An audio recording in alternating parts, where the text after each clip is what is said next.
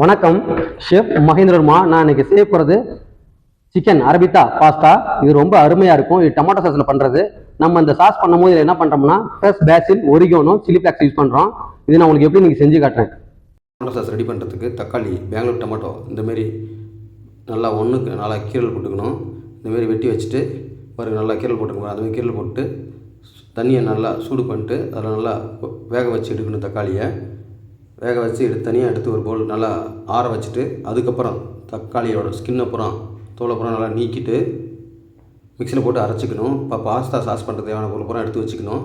இப்போ ஒரு அண்டியில் olive oil, ஒரு 10 கிராம் சின்ன இருக்கிற பூண்டு, 5 கிராம் செல்லரி, ஒரு 100 கிராம் சின்ன இருக்கிற வெங்காயம், ஒரு குடமிளகாய் போட்டு நல்லா இருக்குது. ஒரு 100 ml டொமேட்டோ சாஸ், ஒரு டின் டொமேட்டோ பியூரி போட்டு நல்லா கொதிக்க விடணும். 2 கிலோ வேக வச்சு அரைச்ச தக்காளி ஊற்றிக்கணும்.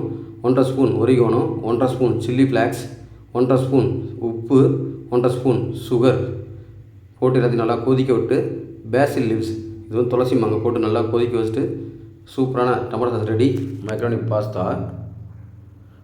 பாஸ்தா சாஸு, எலும்புலாத நறுக்கின சிக்கன் சின்னதாக நறுக்கணும். சின்னதாக இருக்கிற வெங்காயம், மதுலா cheese, olive oil, oregano, chilli flakes, சின்னதாக இருக்கிற பூண்டு, பேசிலு, துளசி மாங்காய், உப்பு. இப்போ எடுத்துகிட்டு நம்ம பாஸ்தா பண்ணுறதுக்கு சாஸ் ரெடி பண்ணணும். ஆலிவ் ஆயில் ஒரு 5 ml எடுத்துக்கணும். ஒரு 3 கிராம் சின்னதாக இருக்கிற பூண்டை சேர்த்துக்கணும். ரொம்ப கருவக்கூடாது. ஒரு ஒரு 3 to 5 செகண்டில் வதக்கிட்டு வெங்காயம் சின்னதாக இருக்கிற சேர்த்துக்கணும், வதக்கணும். வெங்காயம் மினிமிஞ்சு போனால் ஒரு ஒரு 10 செகண்ட் 5 செகண்டுக்குள்ளே வதக்கணும். அதுக்கு மேலே வதக்கக்கூடாது. வதக்கினா கலர் மாறும், நல்லா இருக்காது. ஒரு 3 பேசில் லீவ்ஸ், இது துளசி மாங்காய், இது வந்து இட்டாலியன் ஃபுட்டுக்கு ரொம்ப இம்பார்ட்டண்ட்டு. சிக்கன் சின்னதாக நறுக்கினது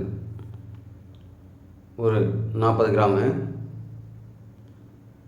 நல்லா வதக்கிட்டு தேவையான அளவு உப்பு,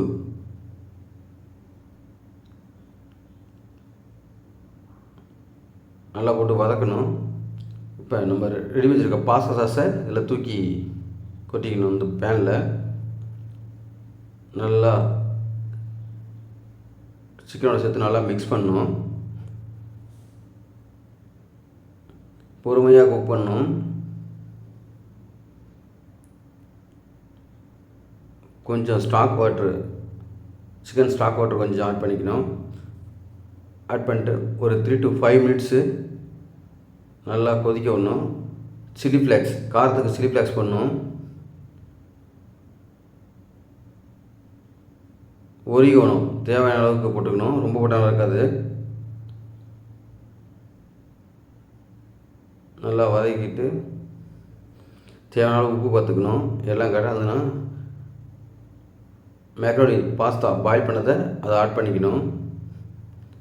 அவ்வளோதான். ஆட் பண்ணிட்டு தேவைப்பட்டால் கொஞ்சம் சிக்கன் ஸ்டாக் வாட்டர் ஊற்றலாம். தேவையில்லைன்னா ஒன்றும் பிரச்சனை இல்லை. அவ்வளோதான், ரெடி ஆகிடுச்சு பாஸ்தா.